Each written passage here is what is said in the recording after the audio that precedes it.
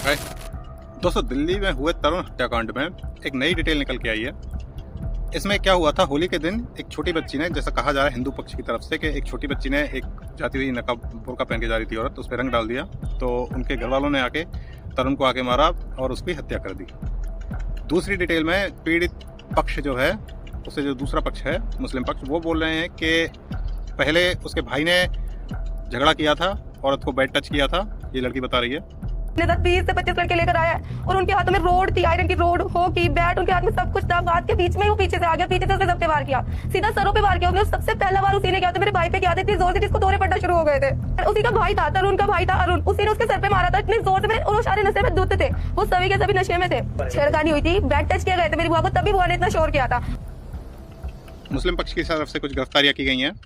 अब इसमें देखने वाली बात यह है कि मुस्लिम पक्ष के ऊपर में जो उनका घर था उसको पहले तोड़ दिया इनलीगल एंक्रोचमेंट पता के। मेरा क्वेश्चन यह है, इस देश में अब कानून व्यवस्था बची है या नहीं बची? आपने एक तरफ का तो सुन लिया कि भाई हत्या हुई, आपने जाके घर तोड़ दिया इनलीगल एंक्रोचमेंट बता के। इनलीगल एंक्रोचमेंट अगर है भी तो 15 दिन का पहले नोटिस दिया जाता है कि भाई आपका इनलीगल एंक्रोचमेंट आप हटा लीजिए, नहीं तो हम हटाएंगे।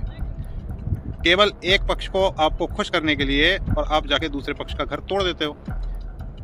यूपी में भी ऐसे घर तोड़े जाते हैं और स्पेशली टारगेट करके मुस्लिम्स के घर तोड़े जाते हैं, और अगर वो रिटेलिएट करते हैं तो उसको नाम दे दिया जाता है आतंकवाद का। क्या ये चीज़ सही है? हम एक पक्ष को तुष्टिकरण के लिए दूसरे पक्ष के घरों को ऐसे तोड़ दें, उनको जलील किया जाए, क्या ये सही है? इन केस हम किसी मुस्लिम कंट्री में रहते हैं, जैसे बांग्लादेश में, पाकिस्तान में, हमारे साथ में ये सब व्यवहार होता है वहाँ हिंदुओं के साथ में, तो हम उसको जस्टिफाई करते हैं कि हिंदुओं के साथ में गलत हो रहा है। तो क्या यहाँ जो मुस्लिम्स रह रहे हैं, क्या ये उनके साथ में गलत नहीं है? क्या ये घर तोड़ना, एक बार सुप्रीम कोर्ट ने भी बोला है कि घर तोड़ना कोई सोल्यूशन नहीं है, घर नहीं टूटना चाहिए। उसके लिए यूपी सरकार को फटकार भी लगी है। अब ये दिल्ली में परंपरा शुरू होगी, घर तोड़ दिया जाके। तो ये सही है क्या? रमज़ान का टाइम था, उनका त्यौहार है, रमज़ान है, मैं सब लोगों की अपनी अपनी, पर घर तोड़ना, देखो आज उसका घर टूटा है, कल को शायद गवर्नमेंट बोल दे कि जो हमको वोट नहीं करेगा उसका घर तोड़ दिया जाएगा। क्यों? वोट करता है वो इंडियन है, और जो नहीं करता है वो एंटी इंडियन है, मतलब देशद्रोही है। If you are with Modi, you are with India. If you are not with Modi, you are anti-India. That's it.